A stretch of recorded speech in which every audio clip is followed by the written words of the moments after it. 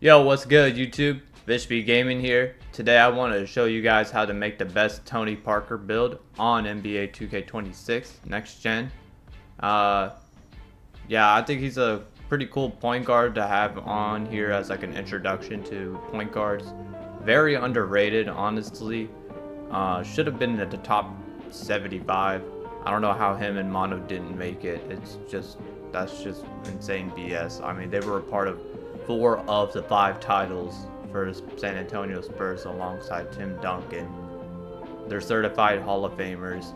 He even has a Finals MVP to back it up in 2007 against the Cavaliers.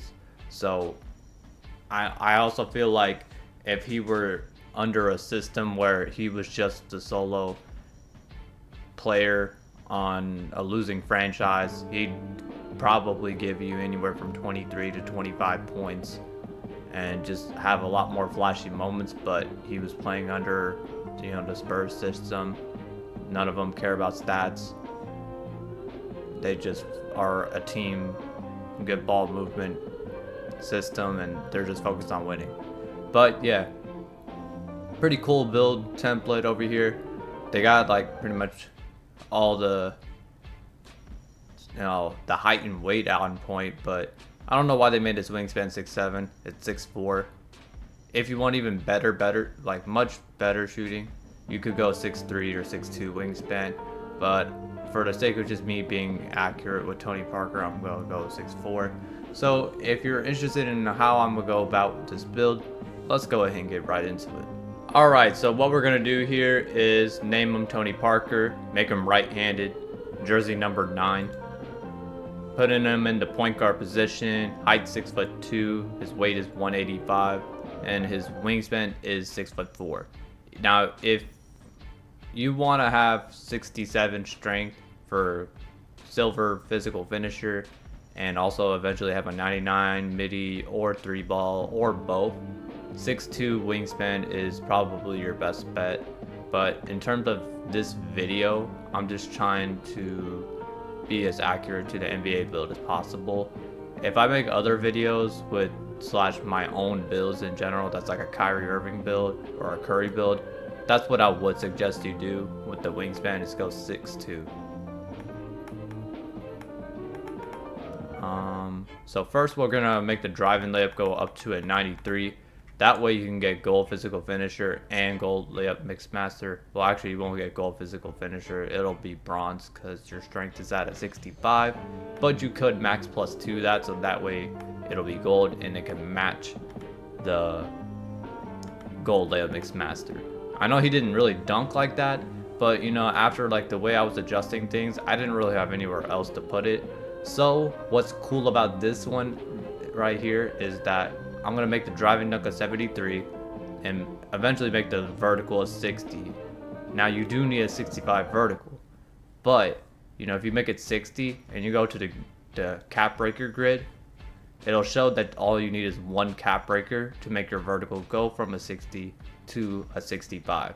So before you guys actually invest VC into your builds, just double check that cap breaker. Just try to get 1 cap breaker as fast as possible, because those kinds of little details are huge. Luckily, I feel like the way I made my first build, which is like a 6'5" point guard, I feel like I for once made a build where I didn't have to delete it and remake it, and I took accountability and thought about stuff like that in the long run, because like everyone's going to be able to get a good amount of cap breakers throughout the year, so why not? But yeah, mid-range, I put it at a 93. Again, for the sake of this video, I put it at 93 because you can only go 1 at a time here. So I'm accounting +5, will make it to where I get a legend set shot. But you can lower the wingspan a little bit, take out something else like drive and dunk, and then just get something enough to where you can get a 94 midi. That way you get 99 to get all legend shooting badges. And then I put the 3 ball around an 85 just so you can comfortably shoot it better. Then the pass accuracy, I put it up to an 85 just so you can get bronze bailout. He's actually a pretty underrated passer. Honestly, if he wanted to, he could be very flashy. would drive to the basket and just do like some crazy kind of bailout passes to Tim Duncan for the midi. Pretty skilled. Ball handle, put it at a 90 for goal handles for days. Speed with ball, I put it at an 86. That way you can go +5 over there to make it 91 speed with ball for Hall of Fame lightning launch. Perimeter defense, we put it around a 74. That way you get all the bronze defensive badges that you need, except for immovable enforcer, but that's not too big of a deal to be honest. The steal, I put it up to an 85. That way you can get gold interceptor. Now that is also something you could just like lower. You could lower the dunk and then just put the steal up a little more. That way you can have a much higher steal down the road. But I just focused on getting it to where I would maybe only need it to be at 91. Because all you need is just 2 cap breakers to make your steal go from an 85 to a 91. And even if you're going another 3 more cap breakers, you will still get it at 96. So that's pretty crazy. The steals are insane. So don't make something so ridiculously high, like making your perimeter a 96 off the rip or 96 steal off the rip, because your cap breakers could very well just fill up that spot a lot easier than you think. Anything else that I need to upgrade drastically? Speed, I'm going to put it up to a 90. The agility, I put it around an 85. The strength, I just maxed it out to a 65, because I feel like strength is just going to naturally help you finish better around the basket and help you play better defense in general. And then the last little stat, it's just one little spot, so I just put it on either like offensive rebound or standing dunk. It doesn't really matter. But yeah, the steal is a huge finesse move. Now if it were me, I'd focus on first I'd say either the mid-range, just to get the Hall of Fame, or like the legend set shot and getting your other badges on Hall of Fame. I'd do that first, then speed with ball, so you can get lightning launch on Hall of Fame, and then after that steal.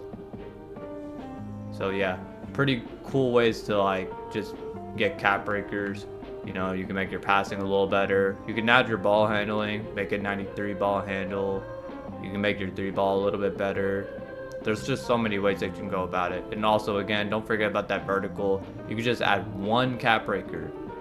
Think about it, if this was like 2K last year and you had this template, like you would need 5 vertical, 5, which would be 5 cap breakers. But here you could just put 1 cap breaker and then just get that, which is again a huge deal.